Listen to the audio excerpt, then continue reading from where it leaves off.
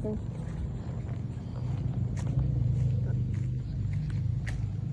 Ito yung mga seedling natin na mga imported. Meron tayong peach mango, palan, na kulay orange ang laman ng bunga. Tapos meron din tayong giant katimon. Malalaki na rin. Single rootstock. Pero itong mga pala na yan at peach, double rootstock.